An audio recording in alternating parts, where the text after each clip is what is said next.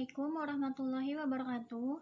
Nama saya Mia Novitasari, NPM 21901081458. Di sini saya akan menjelaskan mengenai materi kapital struktur tradisional dan kontemporer. Pengertian kapital struktur yaitu menurut J. Fred Weston dan Thomas E. Compline tahun 1996 mengatakan bahwa kapital struktur modal adalah pembiayaan permanen yang terdiri dari utang jangka panjang, saham preferen, dan modal pemegang saham. Sedangkan menurut Farah Mageta tahun 2004, struktur modal menggambarkan pembiayaan permanen perusahaan yang terdiri atas uang jangka panjang dan modal sendiri. Tujuan kapital struktur atau struktur modal. Tujuan manajemen struktur modal adalah memadukan sumber-sumber dana permanen yang digunakan perusahaan untuk operasionalnya yang akan memaksimalkan nilai perusahaan itu sendiri. Teori struktur modal tradisional.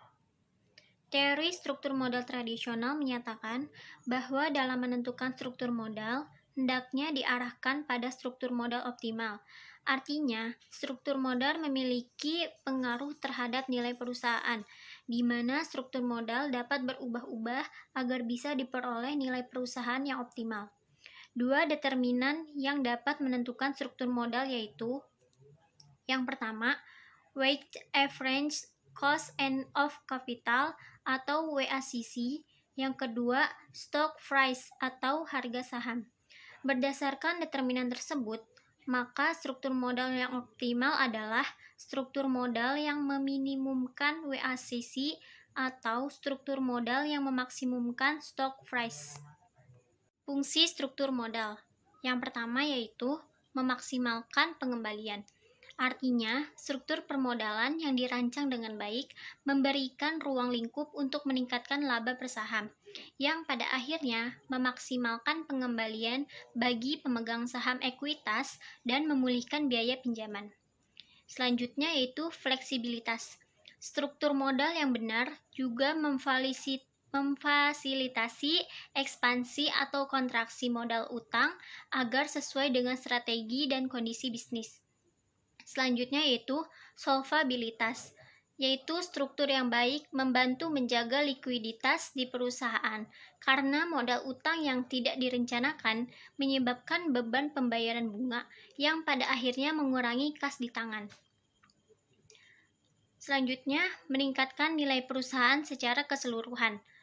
Investor lebih suka menaruh uang mereka di perusahaan yang memiliki struktur permodalan yang sehat.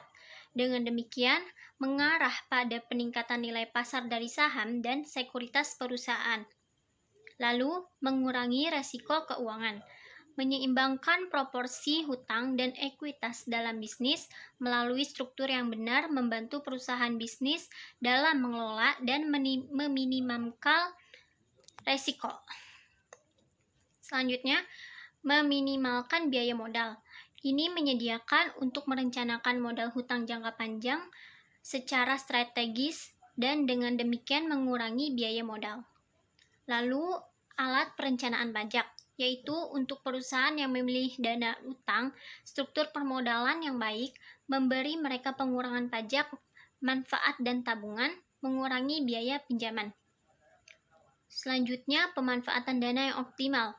Struktur modal yang terencana dengan baik, dirancang secara strategis dan tersusun secara sistematis, membantu perusahaan dan menghasilkan output maksimum dari dana yang tersedia.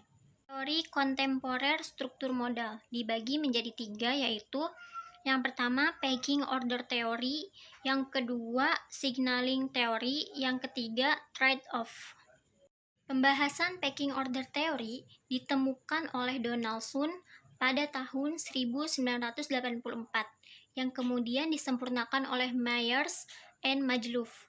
Teori ini menyatakan bahwa perusahaan cenderung mencari pendanaan yang minim resiko, yaitu resiko turunnya nilai perusahaan.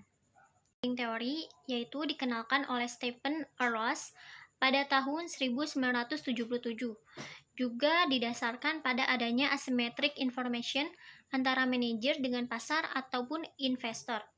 Teori ini menyatakan bahwa pengumuman penggunaan debit sebagai tanda atau signal yang disampaikan oleh manajer pada pasar investor bahwa perusahaannya adalah bonafide atau kredibel. Pembahasan mengenai trade-off, yaitu selain suku bunga ada dua macam biaya hutang yang dijadikan pertimbangan dalam penggunaan debt atau bankruptcy cost, yaitu biaya kebangkrutan, atau agency cost, yaitu biaya keagenan.